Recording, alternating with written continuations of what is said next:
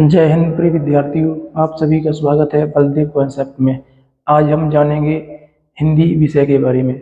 आज हम हिंदी में प्रिय विद्यार्थियों लेकर के आए हैं हिंदी भाषा, उसकी बोलियां, उसकी उपभाषाएं, उसकी लिपि के संबंध में चर्चा।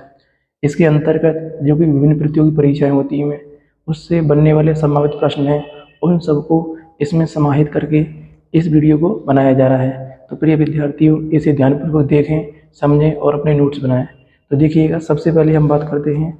मैंने इसमें जो मुख्य हेडिंग ली है वो हेडिंग है हिंदी भाषा, और उसके बाद लिपि, उसके आफ्टर क्या है, बोलियां हैं। तो प्रिय विद्यार्थियों देखिएगा, सबसे पहला हमारे सामने जो हिंदी शब्द है और एक भाषा शब्द है, ये दो शब्दावली हमारे सामने दिख रही हैं। तो सबसे पहले प्रिय विद्यार्थियों हम जानते हैं भाषा के बारे में। भाषा से संबंधित जो प्रश्न बन सकते हैं उनके संबंध में चर्चा कर लेते हैं। सबसे पहले देखिएगा, जो भाषा है, भाषा क्या होती है। तो भाषा शब्द जो है, इसकी उत्पत्ति भाष धातु से हुई है, और भाष धातु का जो अर्थ होता है वो होता है विचार प्रकट करना। अर्थात हम ये कह सकते हैं भाषा को कि भाषा के द्वारा एक व्यक्ति अपनी बात दूसरे व्यक्ति तक पहुंचाता है और दूसरा व्यक्ति उसकी बात को ग्रहण करके वो समझ जाता है। इसका मतलब ये हो जाता है कि भाषा जो होती है वो विचारों का एक माध्यम है, अर्थात संप्रेषण का एक माध्यम है, कम्युनिकेशन का एक माध्यम है। इस आधार पर हम कह सकते हैं कि जो भाषा होती है वो संप्रेषण का माध्यम है। इस बात को आपको ध्यान रखना है।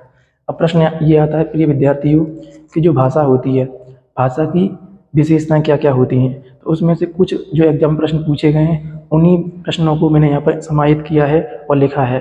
तो देखिएगा, सबसे पहले कि जो भाषा होती है, भाषा एक अर्जित संपत्ति है। मतलब भाषा जन्मजात होती है कि अर्जित होती है। तो प्रिय विद्यार्थियों, भाषा अर्जित होती है, भाषा का एक्वायर किया जाता है, मतलब ये सीखी जाती है। तो हम कह सकते हैं कैसी संपत्ति है, अर्जित संपत्ति है। अब प्रश्न ये आता है कि भाषा कैसी प्रक्रिया है।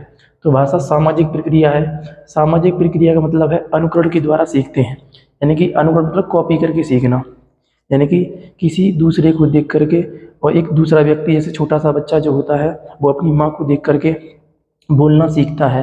एक्चुअल में माँ किसके अंतर्गत आती है, समाज के अंतर्गत आ जाती है। तो क्या हो जाएगी, सामाजिक प्रक्रिया है भाषा, यानी अनुकरण के द्वारा हम क्या करते हैं, भाषा को सीखते हैं। अब नेक्स्ट क्या है प्रिय विद्यार्थियों, भाषा का अंतिम स्वरूप नहीं होता है, मतलब अर्थात भाषा परिवर्तनशील होती है। यानी भाषा जो होती है ऐसा नहीं है, जैसे कि अभी भाषा जब विकास पढ़ेंगे, जैसे हिंदी एक भाषा है, तो जब हिंदी एक भाषा है तो उसका जब विकास पढ़ते हैं तब हिंदी क्या है, एक परिवर्तित रूप ले लेकर के आती चली जाती है। हिंदी सीधे डायरेक्ट नहीं बनी, उसमें कई सारे परिवर्तन देखने को मिल रहे होते हैं। तो संस्कृत से हिंदी कैसे बनी उसको हम जानेंगे। इसका मतलब क्या हो जाएगा कि भाषा का अंतिम रूप नहीं होता है, अर्थात परिवर्तनशील होती है। तो भाषा कैसी होती है, परिवर्तनशील। अब प्रिय विद्यार्थी प्रश्न पूछे गए हैं, इसलिए आपको ध्यान रखना है कि भाषा क्या है, परिवर्तनशील है। भाषा का एक मानक रूप होता है। मानक रूप से तात्पर्य है कि भाषा की एक अपनी लिपि होती है, उसके चित्र होते हैं, उनके अकॉर्डिंग क्या होता है, भाषा चलती है। जैसे कि मैं आपको यहाँ पर एग्जाम्पल दे समझा सकता हूँ कि हिंदी एक भाषा है, तो उसकी जो लिपि है वो देवनागरी है। तो इसका मतलब क्या है कि प्रत्येक भाषा का एक अपना मानक रूप होता है, हम ये कह सकते हैं।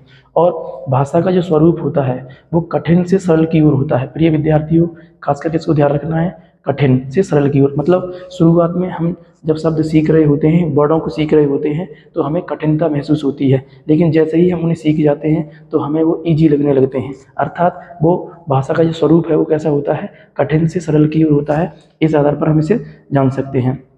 नेक्स्ट देखिए प्रिय विद्यार्थियों, नेक्स्ट क्या है, जो भाषा कौशल होते हैं। भाषा कौशल 4 होते हैं। ओके, कौन कौन से होते हैं। तो भाषा के जो कौशल हैं वो 4 हैं। एक तो होता है सुनना, एक होता है बोलना, एक होता है पढ़ना, एक होता है लिखना। मतलब लिसनिंग, स्पीकिंग, रीडिंग और राइटिंग। तो भाषा कौशल 4 होते हैं, इनको आपको ध्यान रखना है, ठीक है। नेक्स्ट हम देखते हैं भाषा के प्रकार। तो प्रिय विद्यार्थियों, जो भाषा के प्रकार होते हैं वो 3 होते हैं। 3 प्रकार कौन कौन से होते हैं, या भाषा के भेद कितने होते हैं, 3 होते हैं। कौन कौन से होते हैं, मौखिक भाषा होती है, लिखित भाषा होती है और सांकेतिक भाषा होती है। अब देखिए आगे चल करके, अब जो मौखिक भाषा होती है यह किस प्रकार से कार्य करती है, यानी कि जब एक व्यक्ति अपने विचार बोल करके, है ना, और दूसरा व्यक्ति उसके विचार सुन करके ग्रहण करता है, तो ऐसी भाषा को हम कहते हैं मौखिक भाषा। तो हम इसके अंतर्गत कई सारे एग्जाम्पल लेकर के आए हैं, वो एग्जाम्पल समझिएगा, जो यही पेपर में एग्जाम में आते हैं। इन एग्जाम्पलों को आपको बस ध्यान रखना है। कौन कौन से एग्जाम्पल, जैसे रेडियो से समाचार सुनना, यानी कि रेडियो पर समाचार बोल करके आते हैं और सामने वाला जो व्यक्ति होता है वो सुनता है, मतलब ये कौन सी भाषा हो जाएगी, मौखिक भाषा हो जाएगी। इसके बाद प्रिय विद्यार्थियों, मोबाइल से बात करना, ये भी क्या है ना, एक मौखिक भाषा हो जाएगी। और नेता का भाषण, ये भी क्या हो जाएगा, मौखिक भाषा हो जाएगी। और प्रत्यक्ष साक्षात्कार, ये भी किसका उदाहरण हो जाएगा, तो ये भी मौखिक भाषा का उदाहरण हो जाएगा। अब प्रश्न ये आता है कि जो मौखिक भाषा होती है, इसकी विशेषता में एक बिंदु आपको नोट करना है कि ये सबसे सरल भाषा होती है, यानी कि भाषा के प्रकारों में सबसे सरल भाषा कौन सी होती है, तो मौखिक भाषा होती है। क्योंकि मौखिक भाषा में पता होता है शब्द, है ना, कैसे क्या स्थिति के हिसाब से जानी जाती है, तो इस हिसाब से सरल मानी जाती है। जबकि लिखित भाषा की हम लोग बात करते हैं, तो लिखित भाषा में क्या होता है, जब एक व्यक्ति अपने विचारों को लिख करके देता है और दूसरा व्यक्ति उन्हें पढ़ करके ग्रहण करता है और समझ लेता है, तो ऐसी भाषा को हम कहते हैं लिखित भाषा। अब लिखित भाषा के अंतर्गत जो पेपरों में प्रश्न पूछे गए हैं वो कौन कौन से, तो वो नोट डाउन कर सकती हो। एक होता है पत्र पत्रिकाएं, यानी पत्र पत्रिकाएं जो होती हैं, अगर यह देखा जाए तो ये मौखिक भाषा के अंतर्गत आएंगी कि लिखित भाषा के अंतर्गत या सांकेतिक भाषा के अंतर्गत, तो प्रिय विद्यार्थियों यह लिखित भाषा के अंतर्गत आएगी। जैसे पाठ्य पुस्तकें किसके अंतर्गत आती हैं, तो ये भी लिखित भाषा के अंतर्गत ही आती हैं। जैसे कि समाचार पत्र किसके अंतर्गत आते हैं, वो भी लिखित भाषा के अंतर्गत ही आते हैं, क्योंकि समाचार लिखे हुए होते हैं और उसे पढ़ करके सामने वाला ग्रहण कर रहा होता है। जबकि मैं आपसे कह रहा हूँ यहाँ पर कि रेडियो से समाचार सुनना, तो वो सुनना वो क्या है, वो मौखिक भाषा के अंतर्गत आएगा, राइट, ये हो जाएगा। अब जो लिखित भाषा की विशेषता वो क्या है प्रिय विद्यार्थियों, तो लिखित भाषा सरल भी है और कठिन भी है, दोनों तरीके की ये हो सकती है, इस आधार पर इसे जान सकते हो। नेक्स्ट देखिएगा, सांकेतिक भाषा जो होती है वो क्या होती है, यानी इशारों की भाषा को हम सांकेतिक भाषा कहते हैं। इशारे में बहुत सारी चीज़ें क्या होती हैं, अपने आप हो जाती हैं। तो मैं अगर बोलूँ भाषा के सभी प्रकारों में सबसे जटिल अगर कोई भाषा होती है तो वो सांकेतिक होती है। किसी को नहीं पता होता है कि किस आधार पर किसका क्या कोडिंग होता है, तो संकेत के अकॉर्डिंग क्या होता है, एक भाषा चलती है, तो उसे सांकेतिक भाषा कह देते हैं। अब सांकेतिक भाषा के अंतर्गत इसमें कुछ पेपरों में जो एग्जाम में प्रश्न पूछे गए हैं उन्हें आप देख लीजिएगा।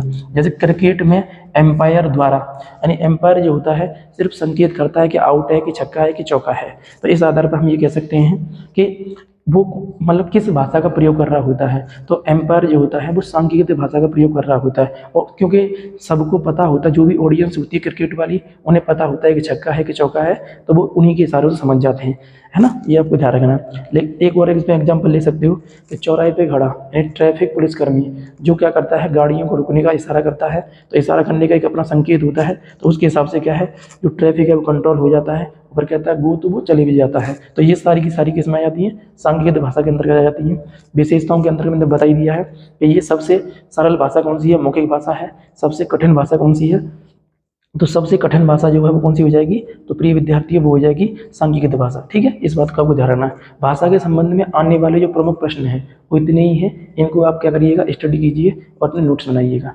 अब प्रिय विद्यार्थियों हम जानते हैं हिंदी के बारे में, क्योंकि हिंदी एक भाषा है। भाषा का मतलब समझ में आ गया कि भाषा क्या होती है, कम्युनिकेशन का एक माध्यम होती है, यानी कि विचारों को प्रकट करने का माध्यम है। अर्थात जैसे हिंदी एक भाषा है तो हिंदी के द्वारा क्या होता है, हम विचार प्रकट करते हैं और दूसरा वाला क्या करता है, समझ सकता है। अगर ऐसा हो रहा है कम्युनिकेशन, तो वो क्या हो जाएगा, भाषा के रूप में आता है। तो अब एग्जाम्पल लेते हैं हम हिंदी का। अब हिंदी के संबंध में कुछ मैंने जीके या स्टैटिक टाइप के कुछ प्रश्न रखे हैं, उनको हम पहले अध्ययन करते हैं, उसके बाद हम हिंदी के बारे में जो चीज़ें समझते हैं। तो पहला प्रश्न ये है कि हिंदी जो शब्द है वह किस भाषा का शब्द है, तो फारसी भाषा का शब्द है। हिंदी किस भाषा का शब्द है, फारसी भाषा का शब्द है। अब प्रश्न ये आता है कि हिंदी नाम देने वाला, हिंदी नाम देने का श्रेय सबसे पहले किसने किया, मतलब हिंदी शब्द का जो जनक है वो कौन है, तो हिंदी शब्द का जनक अमीर खुसरो है, और अमीर खुसरो को हम खड़ी बोली का प्रथम कवि भी कहते हैं। तो प्रिय विद्यार्थियों आपको इस बात को ध्यान रखना है कि अमीर खुसरो के द्वारा क्या है, हिंदी शब्द दिया गया है, राइट, ये आपको ध्यान रखिएगा। नेक्स्ट हमारे सामने है कि हिंदी जो शब्द है इसकी उत्पत्ति कैसे हुई है, तो हिंदी शब्द शुरुआत में हिंदू के नाम से जाना गया, फिर हिंद के नाम से जाना गया, फिर हिंदी के नाम से जाना गया, और लास्ट में यह हिंदी के नाम से जाना गया। हिंदी यह कब अस्तित्व में आया था, तो हिंदी 1325 ईस्वी में, है ना, अमीर खुसरो के द्वारा ये शब्द दिया गया था। इसलिए हम कह सकते हैं हिंदी जो शब्द है उसका जनक कौन हो जाता है, अमीर खुसरो हो जाते हैं। ठीक है, अब नेक्स्ट हम देखते हैं हिंदी शब्द का सबसे पहले प्रयोग किस ग्रंथ में किया गया है, तो हिंदी शब्द का सबसे पहले प्रयोग निषेध चूड़ी ग्रंथ में किया गया है। निषेध चूड़ी ग्रंथ जो है वो एक ईरानी भाषा का क्या है, ग्रंथ है, तो आपको ध्यान रखना निषेधचूड़ ग्रंथ के अंतर्गत किया गया है। नेक्स्ट प्रश्न क्या है, विश्व में बोली जाने वाली भाषाओं में हिंदी कौन से नंबर पर आती है? तो प्रिय विद्यार्थियों, हिंदी जो है वो तीसरे नंबर पर आती है। ठीक है, विश्व में बोली जाने वाली भाषाओं में हिंदी तीसरे नंबर पर आती है। तो फिर प्रथम नंबर पर कौन सी आती है? तो प्रथम नंबर पर आती है मंडारिन। और मंडारिन कहाँ बोली जाती है? तो चीन में बोली जाती है प्रिय विद्यार्थियों। नेक्स्ट देखिएगा, नेक्स्ट क्या है, अब नेक्स्ट हम इसी में स्टेप लगा ले रहे हैं कि विश्व में बोली जाने वाली भाषाएं। तो विश्व में बोली जाने वाली कुल भाषाओं की संख्या कितनी है? 3000 है, लगभग कितनी है? 3000 है। और इन 3000 भाषाओं के को 13 परिवारों में बांटा गया है। यानी कि 3000 भाषाओं के कितने परिवार हैं? भाषा परिवार जिसे कहते हैं वो 13 भाषा परिवार हैं प्रिय विद्यार्थियों, ये 13 भाषा परिवार हैं। ठीक है, नेक्स्ट क्या है, इन 13 भाषाओं में से 4 भाषा परिवार केवल भारत में है ना। इन 13 भाषाओं में से 4 भाषा परिवार किसमें रहते हैं? भारत के अंतर्गत रहते हैं। अब भारत में प्रिय विद्यार्थी देखेंगे तो कौन कौन से भाषा परिवार हैं? तो नंबर 1 भारोपीय परिवार है, नंबर 2 द्रविड़ परिवार है, नंबर 3 ऑस्ट्रिक परिवार है और नंबर 4 चीनी तिब्बती परिवार है। अब भारत में जो भाषाएं बोली जाती हैं उन भाषाओं में अधिकतम जो भाषाएं बोली जाती हैं वो किस परिवार से आती हैं या किस परिवार से बनी हुई हैं? तो 73% भारोपी परिवार से बनी हुई भाषाएं हैं, या दुनिया भर में भी अगर तुम देखोगे तो। और द्रविड़ 25% भाषा, मतलब 25% भाषा की उत्पत्ति इनसे हुई है।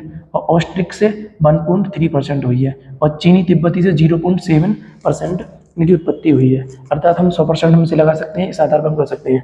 अब क्योंकि हमारे लिए केवल हिंदी को हमें ध्यान रखना है कि हिंदी भाषा का विकास कैसे हुआ उसके संबंध में चर्चा करनी है, तो प्रिय विद्यार्थी बने रहिए, देखते रहिएगा इसको। ठीक है, देखो अब इसके बाद बात करते हैं, कुछ विद्यार्थियों की शिकायत होती है कि जो बोर्ड पर लिखा हुआ होता है वो मैटर दिख नहीं रहा होता है। तो प्रिय विद्यार्थियों इसे जूम करके आप देख सकते हैं, नहीं तो अंत में जब वीडियो को मैं एंड करूँगा तब इसे मैं जूम करके आपको प्रत्येक टॉपिक को बारी बारी से दिखा दूंगा, तो वहाँ से आप फिर बाद में नोट डाउन कर लीजिएगा। अभी कृपया करके आप इसे सुनिए और समझने की कोशिश कीजिएगा। तो देखिएगा प्रिय विद्यार्थी आगे क्या है, आगे तुम देखोगे तो भारोपी परिवार है। भारोपी परिवार जो है उत्तरी है ना, उत्तर भारत की भाषाएं भारोपी परिवार से बनी हुई हैं और दक्षिण भारत की भाषाएं भी किससे बनी हुई हैं? भारोपीय परिवार से बनी हुई है। भारोपीय का मतलब होता है भारत प्लस यूरोप, यानी भारत की भाषाएं प्लस यूरोप की भाषाएं भारोपी परिवार के अंतर्गत आती हैं, जो मैं आगे आपको बताने वाला हूँ। अब उत्तर भारत की भाषाएं भारोपी परिवार के अंतर्गत आती है, जिसमें हिंदी जो है वो किस भाषा परिवार की भाषा है? तो हिंदी भारोपी परिवार की भाषा है, ये आपको ध्यान रखना है। इसके अलावा अब राजस्थानी, गुजराती, ये भी किसकी भाषा? इसी की है।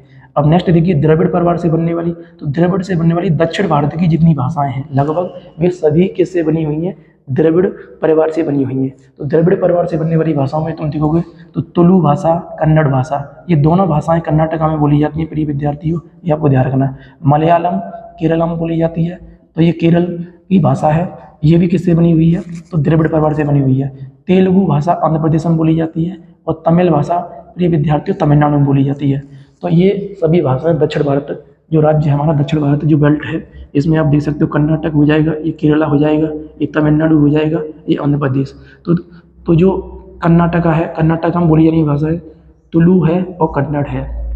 और केरला में बोली जाने वाली भाषा कौन सी है? तो मलयालम है। और तमिलनाडु में बोली जाने वाली भाषा कौन सी है? तेलुगु है प्रिय विद्यार्थियों। और आंध्र प्रदेश में बोली जाने वाली भाषा कौन सी? तेलुगु है।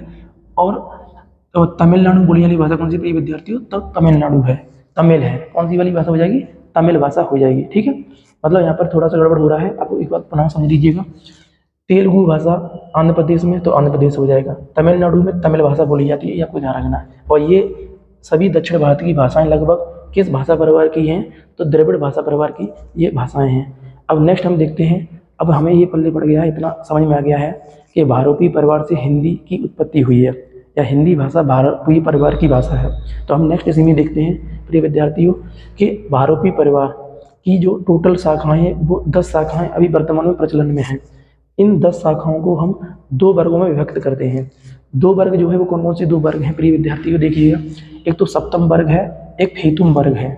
जो सप्तम वर्ग है, सप्तम वर्ग के अंतर्गत तुम देखोगे तो भारत की भाषाएं और ईरानी भाषाएं आती हैं और आर्मीनी भाषा और अल्बानी भाषा ये सभी आती हैं। अब अल्बानी भाषा से उत्पत्ति हुई है किसकी? संस्कृत की, है ना। यानी कि मैं ये कह सकता हूँ कि सप्तम वर्ग में संस्कृत आती है। यानी कि भारोपी परिवार में 10 शाखाएं प्रचलन में हैं। उन 10 शाखाओं में से उन 10 शाखाओं को 2 वर्गों में डिवाइड किया गया है। उन 2 वर्गों में से सप्तम वर्ग जो है उसमें संस्कृत आती है। तो संस्कृत जो है वो किस वर्ग की मतलब भाषा है? सप्तम वर्ग की है, जो भारतीय के अंतर्गत आती है। अब संस्कृत के संबंध में एक प्रश्न पूछा जाता है कि संस्कृत का पहली बार है ना प्रयोग कहाँ देखा गया है? तो ये अवेस्था ग्रंथ है जो कि ईरानी भाषा में लिखित है। इसमें सबसे पहले क्या है, इसको देखा गया था संस्कृत शब्द को, राइट, ये आपको ध्यान रखना। तो इस क्रम में हम ये देख सकते हैं कि संस्कृत शब्द हमारे सामने आ गया है। तो हमें जानना है हिंदी भाषा कैसे बनी है। तो प्रिय विद्यार्थियों, इसके संबंध में हम आगे बढ़ते हैं, आगे समझते हैं। अब हिंदी भाषा के संबंध में तुम देखोगे तो हमें देखना है यहाँ पर संस्कृत। ये संस्कृत यहाँ तक आ गया है, ये मैंने विकास लिख दिया, अभी मैं इसके ऊपर बाद में आ रहा हूँ। पहले इसको समझिए, यहाँ तक आने के बाद में देखो संस्कृत जो है, संस्कृत को 3 भागों में डिवाइड किया जाता है। कौन कौन से 3 भाग हैं? भारतीय आर्य भाषा, राइट, एक दरद भाषा और एक होती है ईरानी भाषा। यानी संस्कृत के 3 चरण हैं। कौन कौन से हैं? भारतीय आर्य भाषा, दरद भाषा और ईरानी भाषा। जो भारतीय आर्य भाषा होती है इसको भी हम 3 भागों में डिवाइड करते हैं। कौन कौन सी होती है? प्राचीन भारतीय आर्य भाषा, ओके। फिर दूसरी कौन सी होती है? मध्यकालीन भारतीय आर्य भाषा। तीसरी कौन सी होती है? तो आधुनिक भारतीय आर्य भाषा। इनकी कुछ मतलब इसमें सन वगैरह नोट की हुई है, तो प्रिय विद्यार्थी इसको आप देखिएगा। जो प्राचीन है, प्राचीन 2000 ईसा पूर्व से लेकर के 5000 ईसा पूर्व के मध्य में प्राचीन भारतीय आर्य भाषा रही है। उसके बाद में मध्यकालीन आर्य भाषा 500 ईसा पूर्व से लेकर के 1000 एडी तक रही है। इसके बाद में आधुनिक जो भारतीय आर्य भाषा है वो 1000 एडी से लेकर के अब तक जो भाषा है वो कौन सी है? भारतीय आर्य भाषा है, जो कि आधुनिक आर्य भाषा के रूप में हम इसे जानते हैं। अब प्रश्न ये आता है कि जो प्राचीन भारतीय आर्य भाषा है इसके अंतर्गत देखा जाए तो इसको हम 2 भागों में डिवाइड करते हैं। एक होती है वैदिक संस्कृति मतलब संस्कृत, और दूसरी होती है लौकिक संस्कृत। तो प्रिय विद्यार्थी, जो वैदिक संस्कृत है वो 2000 ईसा पूर्व से लेकर के 800 ईसा पूर्व के मध्य में वैदिक संस्कृत का प्रचलन रहा है। उसके बाद में हम देखें लौकिक संस्कृत, तो लौकिक संस्कृत 800 ईसा पूर्व से लेकर के 500 ईसा पूर्व के मध्य में क्या है, ये लौकिक संस्कृत का प्रचलन रहा है। इस आधार पर हम इसे जान सकते हैं। तो जो वैदिक संस्कृत होती है, वैदिक संस्कृत में कुल स्वरों की संख्या 14 थी। उन 14 में अगर तुम देखो वर्तमान में अगर हम बोलें कि हिंदी में कितने होते हैं, 11 स्वर हैं, है ना वर्तमान में। तो 14 में देखा जाए तो ये 3 नए स्वर थे। आप देख सकते हो संस्कृत के अंतर्गत एक तो रे जो बड़ा रे होता है वो, और एक लृ, एक होता है लृ, मतलब लृ छोटा और लृ बड़ा, ये दोनों। तो हम कह सकते हैं कि जो वैदिक संस्कृत है, वैदिक संस्कृत में 14 स्वर थे, जबकि हिंदी में वर्तमान में कितने स्वर हैं? 11 स्वर है। इस बात को ध्यान रखना है। ऐसे ही लौकिक संस्कृत के अंतर्गत रहता है, इस हिसाब से हम इसे स्टडी कर सकते हैं। नेक्स्ट क्या प्रिय विद्यार्थियों, जो मध्यकालीन भाषा, मध्यकालीन भारतीय आर्य भाषा थी। मध्यकालीन भारतीय आर्य भाषा जो है इसे हम 3 भागों में डिवाइड करते हैं। 3 भागों को कौन से करते हैं? यानी कि पाली भाषा, प्राकृत भाषा और अपभ्रंश भाषा। यानी पाली, प्राकृत, अपभ्रंश भाषा की उत्पत्ति किससे हुई है? मध्यकालीन भारतीय आर्य भाषा से। अब मध्यकालीन भारतीय आर्य भाषा में पाली है, प्राकृत है और अपभ्रंश है। तो पाली भाषा का टाइमिंग कितना है? 500 ईसा पूर्व से लेकर के एक एडी तक है, यानी ईसवी तक रहेगा। और एक मतलब प्राकृत भाषा का टाइमिंग कितना है? तो 1 एडी से लेकर के 500 एडी तक रहेगा, यानी ईसवी तक मान लेंगे। और अपभ्रंश का 500 एडी से लेकर के 1000 एडी तक का इसका टाइमिंग रहता है। इस बात को आपको ध्यान रखना है। जो पाली भाषा है, इस पाली भाषा को हम प्रथम प्राकृत भाषा भी कहते हैं, और प्राकृत भाषा को हम द्वितीय प्राकृत भाषा भी कहते हैं, और अपभ्रंश को हम तृतीय प्राकृत भाषा भी कहते हैं। इस बात को आपको ध्यान रखना है। अब इसके अंतर्गत कुछ शब्दावली हैं जो हमें समझनी है। तो पाली भाषा में कितने स्वर थे? तो पाली भाषा में 8 स्वर से तो 33 व्यंजन थे, ठीक है। 3 लिंग थे और 3 वाच्य थे, 2 वचन थे और हलंत रहित भाषा थी। तो पूछेगा निम्नलिखित में से कौन सी हलंत रहित भाषा थी? तो वो पाली भाषा थी, जो आपको ध्यान रखना है। अब नेक्स्ट आता है प्राकृत। तो प्राकृत और पाली में सेम कंडीशन थी, मतलब 8 स्वर इसमें भी प्राकृत में थे, 33 व्यंजन इसमें भी थे, लिंग और वाच्य वचन हल रहित ये भी थी, ठीक है, आपको ध्यान रखना है। लेकिन अपभ्रंश में थोड़ा सा चेंजिंग था। ये सब कुछ अपभ्रंश में था, लेकिन इसमें 3 लिंग थे और 4 काल थे। तो हम कह सकते हैं अपभ्रंश के अंतर्गत ये स्थिति बन के आ जाएगी। अब नेक्स्ट हमारे सामने प्रिय विद्यार्थियों जो टॉपिक है वो क्या है? आधुनिक भाषा है। आधुनिक के अंतर्गत तुम देखोगे तो भारतीय आर्य भाषाओं की आधुनिक भाषा से हिंदी की एक्चुअल में क्या है उत्पत्ति मानी जाती है। देखिएगा कैसे। आधुनिक भाषा में तुम देखोगे तो आधुनिक को हम 3 भागों में डिवाइड करेंगे, यानी प्राचीन हिंदी है ना, एक हो जाएगा मध्यकालीन हिंदी और एक हो जाएगा आधुनिक हिंदी। तो जो प्राचीन हिंदी है इसे हम अवहट्ट हिंदी भी कहते हैं, यानी प्राचीन हिंदी को हम किस नाम से और जानते हैं, तो अवहट्ट के नाम से भी जानते हैं। इस बात को आपको ध्यान रखना है, ठीक है। प्राचीन हिंदी मतलब अवहट्ट के नाम से भी जानी जाती है। मध्यकालीन और आधुनिक। अब जो प्राचीन हिंदी है इसका टाइमिंग कितना है, तो 1000 AD से लेकर के 1400 AD तक का टाइम क्या है, प्राचीन हिंदी का टाइमिंग है। और मध्यकालीन हिंदी का टाइमिंग क्या है, 1400 से लेकर के 1850 AD तक है। और आधुनिक का 1850 से लेकर के अब तक का जो टाइमिंग है वो क्या हो जाएगा, आधुनिक के अंतर्गत आ जाएगा, ठीक है। इतना सा आपको इसके अंतर्गत ध्यान रखना है। अब प्रश्न आता है नेक्स्ट कि सर जो जो अपभ्रंश अभी हमने पढ़ी है, अपभ्रंश, अब अपभ्रंश भी 6 भागों में डिवाइड किया जाता है अपभ्रंश को, यानी अपभ्रंश के कितने चरण हैं, 6 चरण है प्रिय विद्यार्थियों। 6 चरण में कौन कौन से हैं, तो पहला है सौर सैनी अपभ्रंश, दूसरा है अर्धमागधी अपभ्रंश, तीसरा है मागधी अपभ्रंश, चौथा है पैसाची अपभ्रंश, इसे टक्क कहते हैं, और पांचवा है ब्राचड़ अपभ्रंश, और छठवां है महाराष्ट्रीय अपभ्रंश। तो प्रिय विद्यार्थियों इन अपभ्रंश से भी कई सारी भाषाएं की उत्पत्ति हुई है। खास करके हिंदी की जितनी बोलियां होती हैं या हिंदी में जितनी उपभाषाएं होती हैं, तो उपभाषाएं जो हैं वो कहीं ना कहीं किसी न किसी अपभ्रंश से उत्पत्ति हुई है। तो उनको हमें थोड़ा सा ध्यानपूर्वक पढ़ना है और समझना है, क्योंकि एग्जाम में पूछता है वो कि बताइए पश्चिमी हिंदी किस अपभ्रंश से उत्पन्न हुई है, बताइए पूर्वी हिंदी किस अपभ्रंश से उत्पन्न हुई है, इस प्रकार से प्रश्न आते हैं। तो उनको हम समझते हैं। देखिएगा, जो सौर सैनी अपभ्रंश है, सौर सैनी अपभ्रंश से उत्पन्न जो भाषाएं हैं या उपभाषाएं वो कौन कौन सी हैं, तो पश्चिमी हिंदी की उत्पत्ति किससे हुई है, सौर सैनी अपभ्रंश से हुई है प्रिय विद्यार्थियों। नेक्स्ट देखो, राजस्थानी हिंदी की उत्पत्ति भी इसी से हुई है, और पहाड़ी हिंदी की उत्पत्ति भी सौर सैनी अपभ्रंश से ही हुई है, और गुजराती भाषा की उत्पत्ति भी किससे हुई है, तो सौर सैनी अपभ्रंश से ही हुई है। नेक्स्ट हम बात करते हैं कि अर्धमागधी से किसकी उत्पत्ति हुई है, तो पूर्वी हिंदी की उत्पत्ति हुई है। मागधी से बिहारी हिंदी की उत्पत्ति हुई है, और पैसाची से किसकी उत्पत्ति हुई है, पंजाबी भाषा की उत्पत्ति हुई है। ब्राचड़ से सिंधी भाषा की उत्पत्ति हुई है, और महाराष्ट्री से मराठी भाषा की उत्पत्ति हुई है। तो इस प्रकार से हम देख सकते हैं प्रिय विद्यार्थियों कि जो मध्यकालीन भारतीय आर्य भाषा है, मध्यकालीन भारतीय आर्य भाषा की एक शाखा है अपभ्रंश। अपभ्रंश की 6 शाखाएं हैं। उन 6 शाखाओं में से कई सारी उपभाषाएं जो हमारे इसमें आ जाती हैं, क्योंकि हिंदी में टोटल उपभाषाएं 5 हैं, बोलियां 18 हैं जो हमें आगे पढ़ने वाले हैं। तो उनकी जो उत्पत्ति है वो हो कहाँ से रही है, तो आपको ध्यान रखना है वो अपभ्रंश से हो रही है। और अपभ्रंश किसका हिस्सा है, तो मध्यकालीन भारतीय आर्य भाषा का हिस्सा है। इस बात को आपको ध्यान रखना है। मध्यकालीन आर्य भाषा के अंतर्गत तुम देखोगे तो पाली और प्राकृत भी आता है, जबकि अपभ्रंश को हम तृतीयक प्राकृत भी कहते हैं। इस बात को आपको ध्यान रखना है। अब नेक्स्ट हम आगे बढ़ते हैं प्रिय विद्यार्थियों, जो दर्द भाषा है, मतलब संस्कृत को 3 भागों में बांटे थे शुरुआत में कि भारतीय आर्य भाषा, दर्द भाषा और ईरानी भाषा। तो हमने अभी भारतीय आर्य भाषा के बारे में कंप्लीट स्टडी कर लिया है। अब नेक्स्ट हम बढ़ते हैं आगे दर्द भाषा के बारे में। दर्द भाषा से बनने वाली भाषाएं पंजाबी भाषा और कश्मीरी भाषा किससे बनी है, दर्द भाषा से बनी है। और ईरानी भाषा से बनने वाली भाषाएं कौन कौन सी हैं, तो फारसी है और अरबी है और पश्तो है। फारसी, अरबी, पश्तो। तो प्रिय विद्यार्थियों ये सभी भाषाएं संस्कृत से बनी हुई भाषाएं हैं। इस बात को आपको ध्यान रखना है। यहाँ तक हमने कर लिया है। अब हम आगे बढ़ते हैं, आगे देखते हैं कि जो हिंदी है, हिंदी की उत्पत्ति हमने देख ली। एक्चुअल में हिंदी की जगत जननी जो भाषा है वो क्या है, संस्कृत है, यानी संस्कृत से हिंदी की उत्पत्ति हुई है। लेकिन हिंदी का विकास का सही क्रम अगर हम देखें, शॉर्ट फॉर्म में अगर जाने तो कैसे हुआ है, तो वो देख लीजिए, वो यहाँ पर मैंने नोट किया है।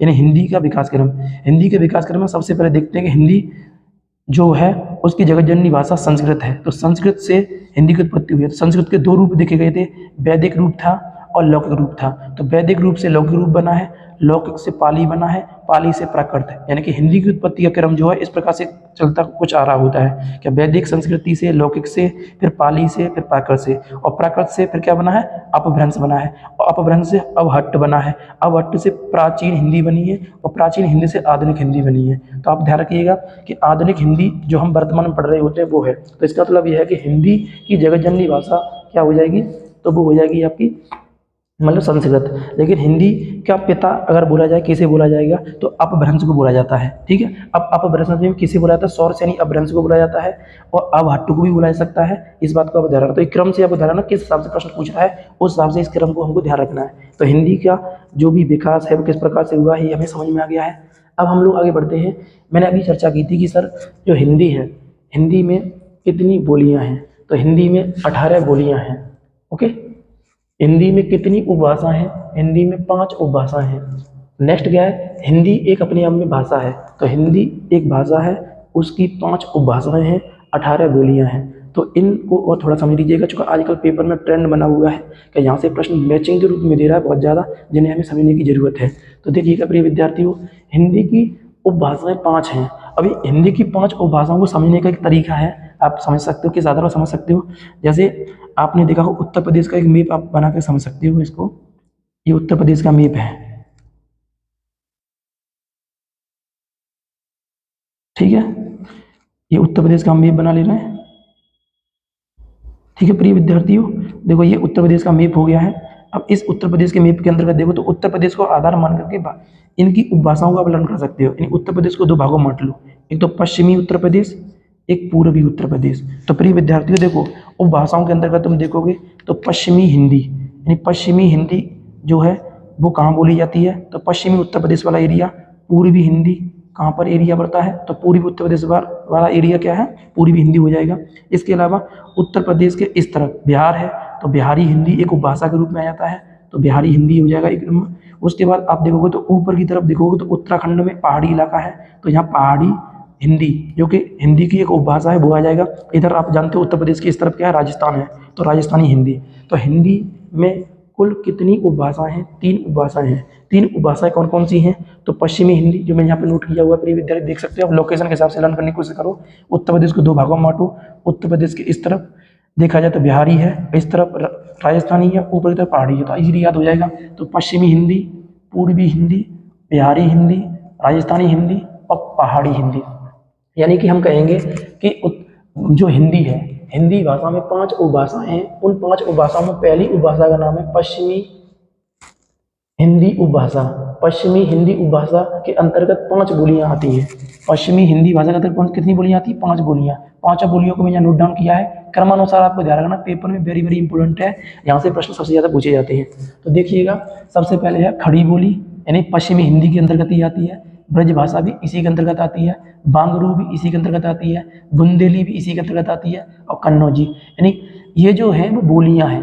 अब प्रश्न ये आता है कि सर भाषा, बोली और उपभाषा में क्या अंतर है, तो इसको समझने के लिए प्रिय विद्यार्थी अब एक चीज़ समझ लीजिएगा, भाषा एक बड़ा रूप है, बोली उसका छोटा रूप, मतलब उपभाषा उसका छोटा रूप है और बोली उससे छोटा रूप है। तो मैं कहूँगा आपसे, क्षेत्र में, किसी पर्टिकुलर क्षेत्र में जब कोई चीज़ देखते हैं वहाँ पर लोग बोलते हैं तो वो बोली कहलाती है। जब वो बोली जो होता है बहुत सारे थोड़ा सा विस्तृत क्षेत्र पकड़ती है तो उसे उपभाषा कहते हैं। और जब उपभाषा बहुत ज़्यादा लंबा क्या है, कई सारी उपभाषाएं मिलकर क्या कर देती हैं, एक भाषा बना देती है। तो हम कह सकते हैं कई सारी बोलियां मिलकर के उपभाषा बनाती हैं और कई सारी उपभाषा मिलकर के एक भाषा बना देती हैं। तो इसी प्रकार से हिंदी जो है काम करती है, तो इस बात को आपको ध्यान रखना है। तो हमारा हो जाएगा पश्चिमी हिंदी के अंतर्गत 5 बोलियां आती हैं, पूर्वी हिंदी के अंतर्गत 3 बोलियां आती हैं, अवधी, बघेली, छत्तीसगढ़ी।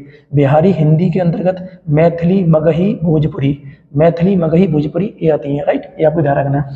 राजस्थानी हिंदी के अंतर्गत 4 बोलियां आती हैं, मेवाती, मालवी, मारवाड़ी, जयपुरी। मेवाती, मालवी, मारवाड़ी, जयपुरी, ठीक है, ये आपको ध्यान रखना है।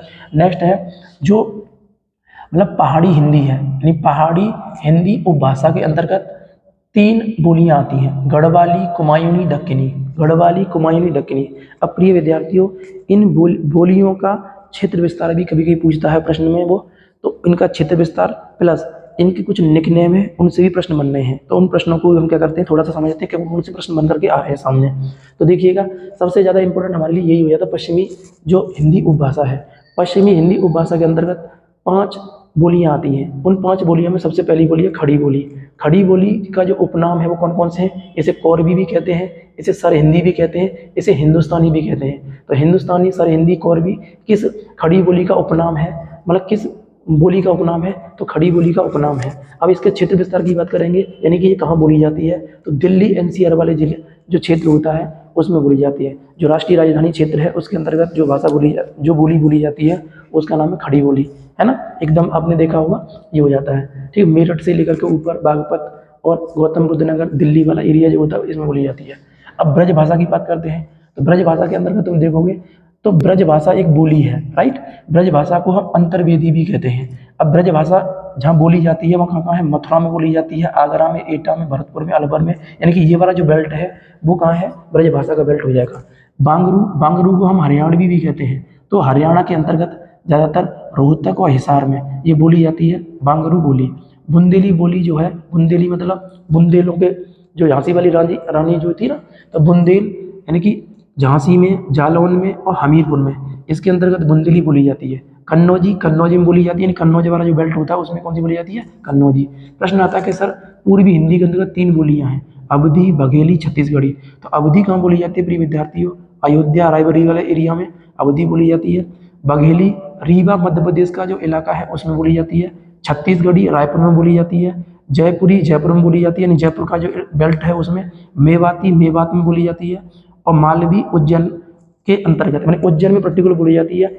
राजस्थान से लेकर उज्जैन तक का जो एरिया है उसमें कौन सी भाषा बोली जाती है? तो मालवी बोली जाती है। अब मारवाड़ी कहाँ बोली जाती है? जोधपुर में, और बीकानेर वाले बेल्ट में जो है वो मारवाड़ी बोली जाती है। ये आपको ध्यान रखना है। और ये सभी की सभी हिंदी भाषा के अंतर्गत आती हैं, जो कि हिंदी की एक बोली के रूप में इन्हें हम जान रहे हैं।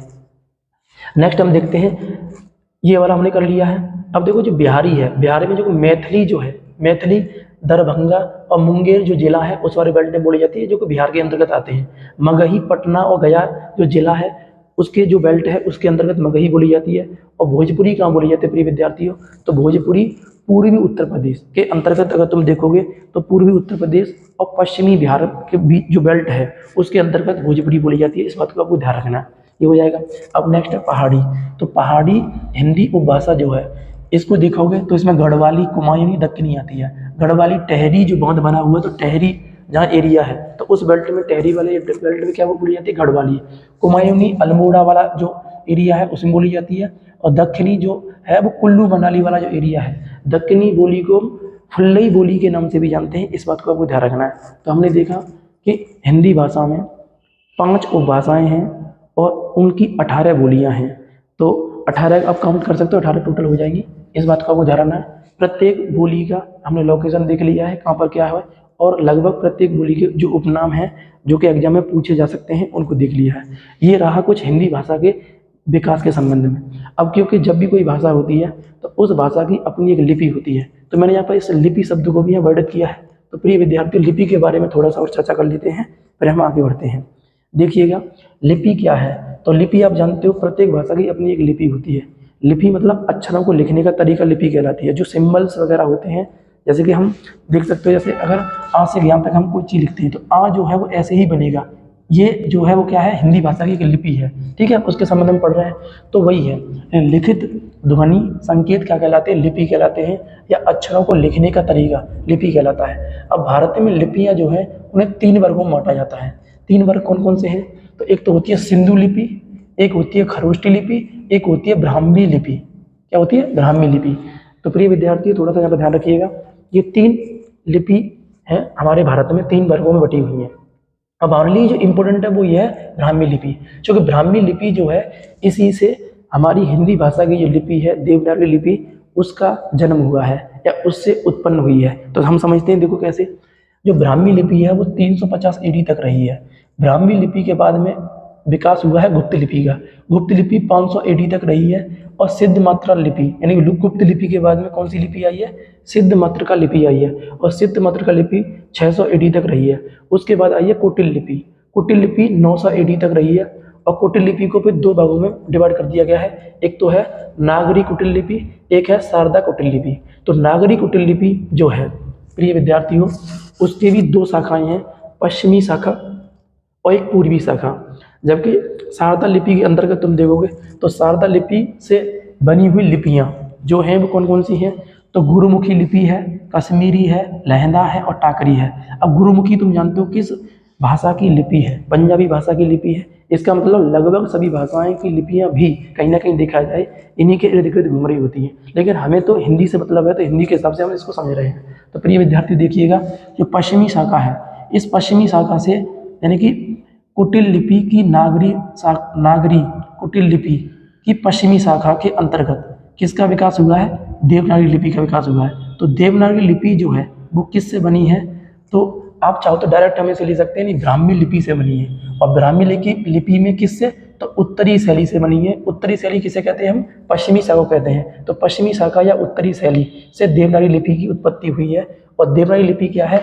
हिंदी भाषा की एक लिपि है, यानी हिंदी के जो सिंबल होते हैं वो देवनागरी कहलाते हैं, ये आपको ध्यान रखना है। देवनागरी केवल हिंदी भाषा की ही लिपि नहीं है, संस्कृत भाषा की भी है, नेपाली भाषा की भी है और गुजराती भाषा की भी है। तो लगभग 4 भाषाओं की लिपि जो है वो क्या है, देवनागरी लिपि है, आपको ध्यान रखना। क्योंकि हमें हिंदी वाला बेल्ट है तो हमें हिंदी के हिसाब से समझना है, तो प्रिय विद्यार्थियों यहाँ पर बन जाएगा। क्लियर हुआ यहाँ तक? अब हम लोग आगे देखते हैं इसी के अंतर्गत जो पश्चिमी शाखा है। पश्चिमी शाखा में तुम देखोगे तो बांग्ला लिपि और असमी और उड़िया, इन सभी लिपियों का विकास भी कहीं ना कहीं देखा जाए ब्राह्मी लिपि से हुआ है। एक ब्राह्मी लिपि से चलते चलते ये पश्चिमी शाखा से इनका विकास हुआ है। तो इस प्रकार से हम देख सकते हैं प्रिय विद्यार्थियों, हिंदी भाषा का विकास और हिंदी भाषा की जो लिपि है देवनागरी का विकास कैसे हुआ है, आज हमने ये जाना। अब ये प्रश्न रहता है कि इसमें जब हम बोर्ड पर ये लिख रहे होते हैं तो हमें ये दिखता नहीं है, तो इसके लिए मैं एक मतलब वीडियो को जूम करके प्रत्येक टॉपिक को यहाँ दिखा दे रहा हूँ। तो आप क्या करिएगा, इसको बारी बारी से देख लीजिएगा और अपने नोट्स बना लीजिएगा, ये तो सुन लीजिएगा अच्छी तरीके से, आपका एक भी प्रश्न बाहर नहीं रहेगा, सब अच्छी तरह से हो सकता है। तो प्रिय विद्यार्थियों, आज के लिए बस इतना ही। जय हिंद।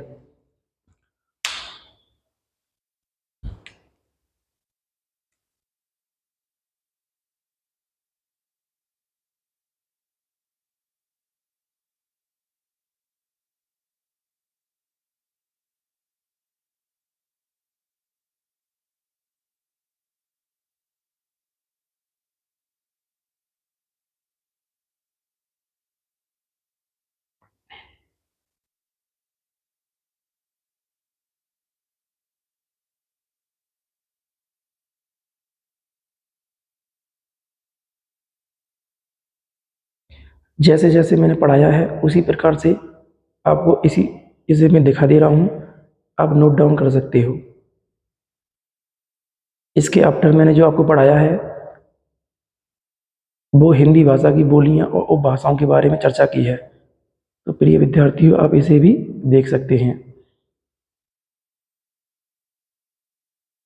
इनका विस्तार क्षेत्र के बारे में चर्चा की है, जो विस्तार क्षेत्र इस प्रकार से है, आप देख सकते हैं।